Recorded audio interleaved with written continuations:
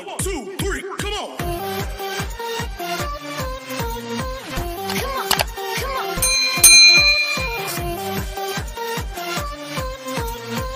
Assalamualaikum warahmatullahi wabarakatuh.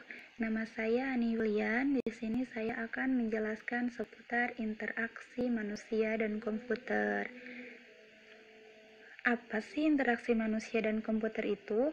Nah, interaksi manusia dan komputer merupakan suatu hubungan antara manusia dengan komputer. Nah, hubungannya itu apa aja? Nah, hubungannya yaitu meliputi ada perancangan, serangkaian proses, dialog, evaluasi, serta implementasi antarmuka pengguna dan komputer.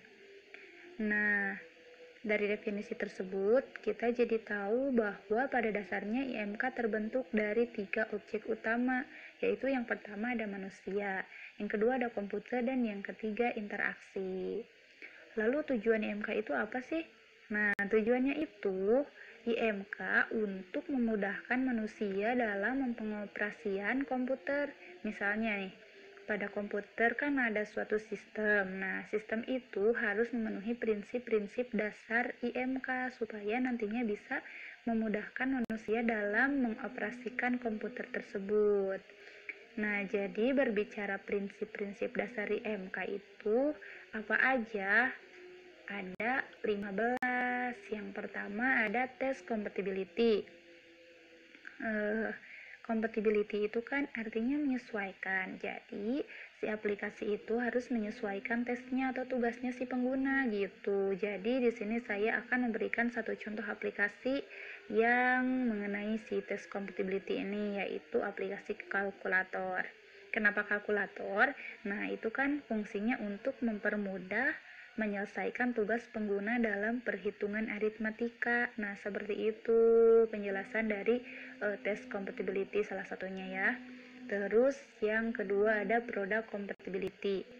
Itu kan berarti menyesuaikan produk gitu. Jadi misalnya pada GoFood nih, dia itu produknya berupa makanan kan, karena sesuai namanya GoFood.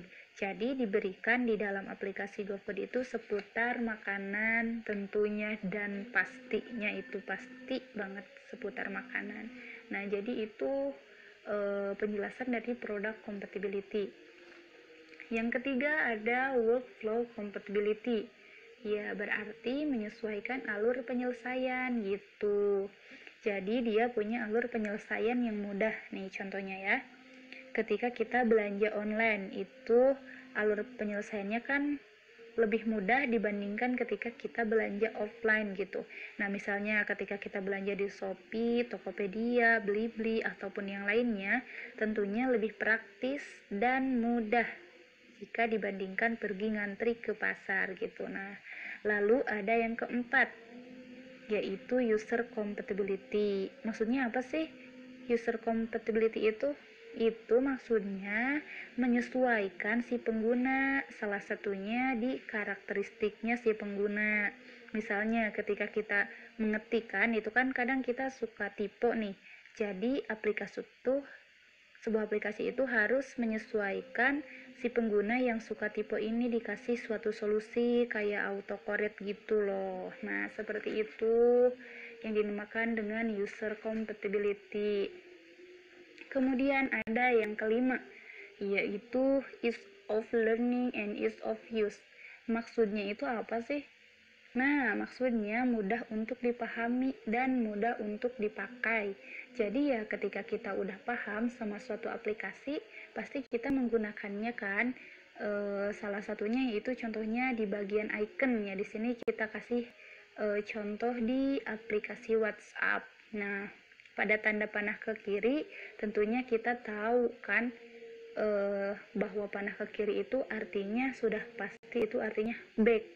Nah, pokoknya kalau pakai icon pada umumnya jadi kita paham gitu kan. Nah, itulah contoh dari C of learning and ease of use. Lanjut ke 6, ada simplicity. Ini itu artinya si antarmuka aplikasinya itu harus efisien, sederhana, terus dia meminimalisir elemen-elemen yang tidak diperlukan. Ya, jadi tidak perlu banyak fitur-fitur yang kurang bermanfaat gitu. Kemudian ada yang ketujuh, familiarity. Maksudnya aplikasi harus familiar. Kita kasih contoh kayak aplikasi Gojek. Kita udah pernah menggunakan Gojek, terus kita mau nyoba Grab, karena kita udah pernah menggunakan si Gojek sebelumnya, maka aplikasi Grab ini kan dibuat sama familiar sama kayak aplikasi yang sudah ada sebelumnya gitu. Jadi kita nggak susah mempergunakan si aplikasi Grab itu karena sudah hampir mirip dengan si aplikasi Gojek. Nah, itulah yang dinamakan dengan familiarity. Lalu ada kedelapan, what you see is what you get. Maksudnya apa? Ya, maksudnya yaitu apa yang kamu lihat, itu apa yang kamu dapat. Misalnya kita kasih contoh di Microsoft Word. Ya, ketika kita mau ketik, contohnya kita mengetikkan halo deh. Ya, outputnya juga halo. Terus kita mau menggantikan si kata-kata halo itu menjadi underline. Nih, outputnya juga jadi underline gitu. Contoh dari what you see is what you get. Kemudian yang kesembilan ada control. Maksudnya si aplikasi itu harus bisa mengontrol si pengguna gitu di emosionalnya. Contohnya yang tentang masalah tipe itu kan jadi ngaruh. Bisa jadi bete atau gimana. Jadi si aplikasi harus punya solusi nih untuk mengontrol si pengguna itu. Nah, lanjut yang ke-10. Flexibility. Aplikasi juga harus fleksibel. Kayak setiap masalah itu harus dikasih solusi. Terus jadinya si pengguna tuh jadi nggak merasa terbatasi gitu kan, merasa lebih fleksibel. Ya solusinya yang kayak tadi, kayak autocorrect. Lanjut ke 11, ada responsiveness. Aplikasi juga dituntut harus bisa responsif sekarang. Nah, contohnya kayak pada fitur real time chat gitu kan. Nah, itu responsiveness. Terus ada yang ke-12, yaitu protection. Jadi maksudnya aplikasi harus bisa memproteksi si pengguna, karena kadang kan si aplikasi itu ada yang open source, terus ada yang menggunakan data pribadi. Jadi ya gimana caranya si pengguna ini merasa nyaman, aman menggunakan aplikasi tersebut. Karena ya terproteksi lah gitu.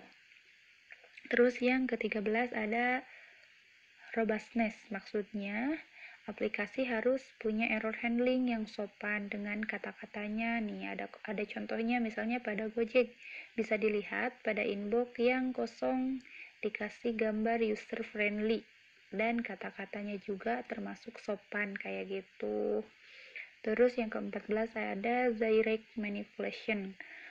Manipulasi langsung. Jadi kayak pada workspace di Android Studio atau Photoshop itu kita bisa memanipulasi secara langsung kerja kita gitu. Terus ada yang ke-15 atau yang terakhir, practice teknologi. Teknologi maksudnya teknologi di sini yang nggak terlihat, kayak voice recognize itu kan nggak terlihat ya, itu kan ada juga di aplikasi Google Search atau Google Map. Nah, sekian penjelasan dari seputar IMK yang dapat saya sampaikan. Semoga bermanfaat. Jangan lupa like, comment, dan subscribe. Terima kasih. Assalamualaikum warahmatullahi wabarakatuh.